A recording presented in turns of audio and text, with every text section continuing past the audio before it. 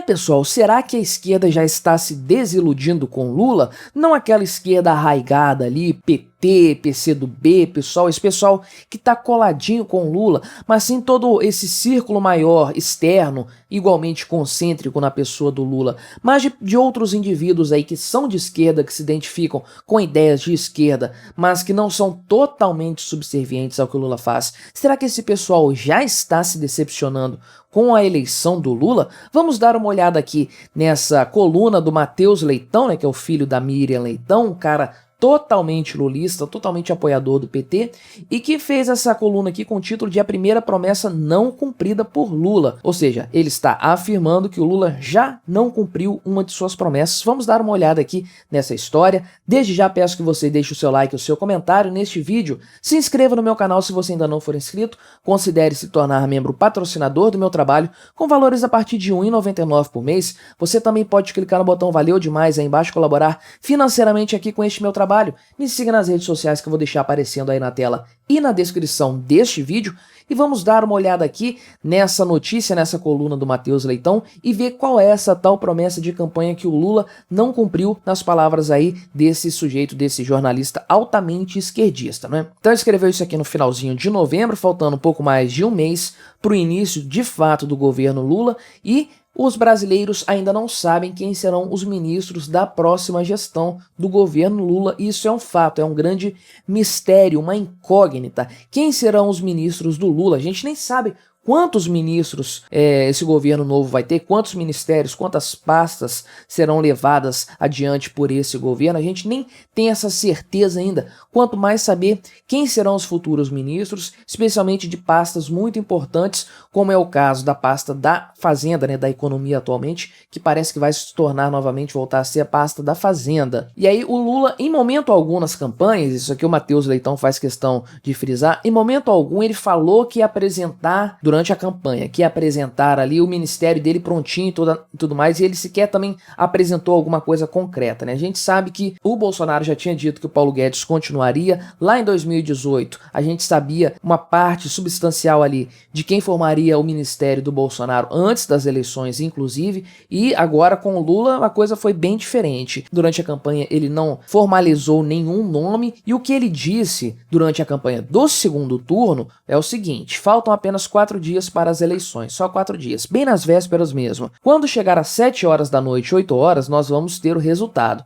Aí sim eu vou começar a discutir o ministério. Então ele disse que a partir da vitória dele, se fosse o caso, como foi, ele começaria a discutir o ministério. E aí, quanto tempo que isso vai demorar? Pois bem, ele não falou, não estipulou uma data, porém a gente tem aí uma ideia de que algum tempo seria razoável talvez para ele fechar isso, mas não o tempo que já se decorreu, mais de um mês da vitória do Lula, e a gente ainda não sabe absolutamente nada sobre a equipe ministerial dele. Estamos fazendo aí tentativas de adivinhação com base na equipe de transição, só que a equipe está tão grande, imensa, com tanta gente que não dá nem pra gente ter ideia de quem que vai ser aproveitado mesmo no governo dele, quem não vai ser aproveitado, uma coisa assim até escandalosa a quantidade de pessoas participando desse governo de transição do Lula. O Matheus Leitão aponta 3 ministérios-chave aqui que deveriam ser tratados com mais seriedade pelo Lula. Primeiro, o ministro da Fazenda, é óbvio, o mais importante aqui nessa história, com certeza, é essa incerteza a respeito de quem vai ser o ministro da Fazenda do Lula, que tem feito as bolsas oscilarem tanto, o dólar ir lá para cima e tudo mais. E o mercado meio que já está precificando o nome do Fernando Haddad, que é o que provavelmente vai ser o ministro da Fazenda, é o que está sendo mais cotado. Se fosse um nome mais tranquilo para o mercado, um cara mais centrado, mais ortodoxo, uma economia mais ortodoxa, o Lula já tinha falado. Então, para o Lula estar escondendo o jogo numa matéria tão importante dessas, é porque vai ser ou o Fernando Haddad ou alguém muito parecido com ele, um Guido Mantega. Já pensou? Que tragédia que seria Guido Mantega novamente no Ministério da Fazenda? Mas o Lula está escondendo o jogo nisso aí propositalmente, né? Ele não quer entregar esse resultado enquanto ele puder postergar isso aí. O Matheus Leitão falou uma coisa aqui que eu até concordo, né, que seria muito mais interessante confirmar logo o nome. O fato de haver uma incerteza torna as coisas ainda piores, porque se o Lula falasse logo, vai ser o Haddad, ia ser uma catástrofe financeira imediata, tudo ia cair, desabar no Brasil, mas o mercado ia começar a se adaptar a isso aí, como geralmente acontece, né? Nenhum início de governo é uma tragédia total, vai quebrar o país. Isso é um processo que vai se desenrolando ao longo dos meses, ao longo dos anos. Então, o fato do Lula vencer as eleições e o fato do Lula assumir no dia 1º de janeiro, e nenhum desses dois eventos aí é suficiente para destruir a economia do país. Então, o mercado acaba se ajustando a essas novidades, a esses novos cenários. O fato do Lula apresentar um nome para o Ministério da Fazenda, independente de que nome seja esse, daria tempo para o mercado agir para se adaptar às novas circunstâncias. Porém, o que nós temos visto aí é o Lula postergando essa informação, causando toda uma série ali de situações de incerteza, de dúvidas no mercado financeiro. Outra pasta que ele trata como importante aqui é o Ministério da Justiça, né? E também zero pronunciamentos a esse respeito, foram ventilados alguns nomes aí na mídia e tudo mais, mas puramente especulativos, né? Nada certo ainda. E o Ministério da Defesa também foi apresentado por ele como algo importante aqui, especialmente aí com essa coisa toda do apoio dos militares ao Bolsonaro, uma parte das forças militares apenas, né? Então, sabemos bem que o PT, que o Lula querem remodelar aí esse formato de forças militares para tirar essa coisa mais da direita de dentro das forças militares, transformar o exército num braço subserviente da esquerda. A gente sabe que eles têm essa intenção e, com base nisso aí, o Matheus Leitão afirma que o Lula precisa de fato estabelecer um bom nome aqui para o Ministério da Defesa. Bom nome para os interesses da esquerda, é preciso frisar isso. E o fato é que, independente de quem seja o gabinete ministerial do Lula, a equipe de transição já está decepcionando muita gente, né? Se o fato dele não divulgar o nome dos seus ministros logo é algo que, segundo Matheus Leitão, quebra uma promessa de campanha que ele fez, o fato é que esse gabinete de transição do Lula também quebra toda a campanha dele como um todo. Não só uma ou outra promessa, mas sim todo o mote da campanha dele, que é ser um governo para todos, inclusivo, para as minorias e tudo mais. Porque esse gabinete de transição do Lula é formado majoritariamente por homens brancos, petistas e paulistas, né? Para você ver, o Lula com aquele percentual enorme de votos no Nordeste, enche o gabinete ministerial dele de paulistas, né? A gente sabe agora e a gente entende bem que o Lula conseguiu reverter parte do eleitorado paulista que havia votado no Bolsonaro em 2018 às custas de muito apoio político. Estamos vendo esse apoio sendo cobrado agora. Então, essa equipe ministerial de transição aqui do Lula, como podemos ver, procure o negro. Cadê onde está o negro aqui nessa história?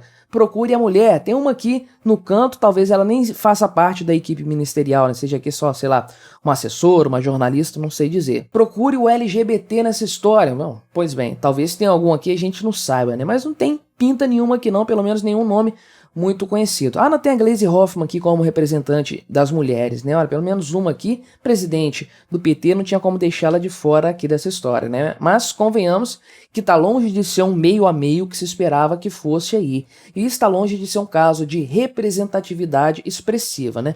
Lula, então, decepcionando a galera progressista que votou nele. Não a gente, nós libertários, porque a gente sabia que esse papo progressista do Lula era pura enganação, nada além disso. Até porque, até antes das eleições, os militantes LGBT e feministas já estavam desiludidos com Lula, porque eles perceberam que o Lula não avançaria com as pautas que eles tanto valorizavam, né? Então, mais um grupo aí que se decepcionou com a eleição do Lula, não sei porquê, pra mim isso aqui não é novidade alguma, todo mundo sabia que o Lula e o PT iriam usar essas pessoas, essas minorias, esses grupos específicos, como massa de manobra para angariar votos, para aumentar a base eleitoral e apenas isso. Depois que eles não fossem mais necessários, seriam jogados de lado, deixados de escanteio, para que os homens brancos, hétero, paulistas, pudessem assumir o seu lugar e tomar parte aí no governo do Lula, né? Muito inclusive esse governo do Lula, vocês não acham? Então fica aí essa dúvida, essa questão em aberto, que preocupa todos nós, é verdade. Quem serão os ministros do Lula? Como será composto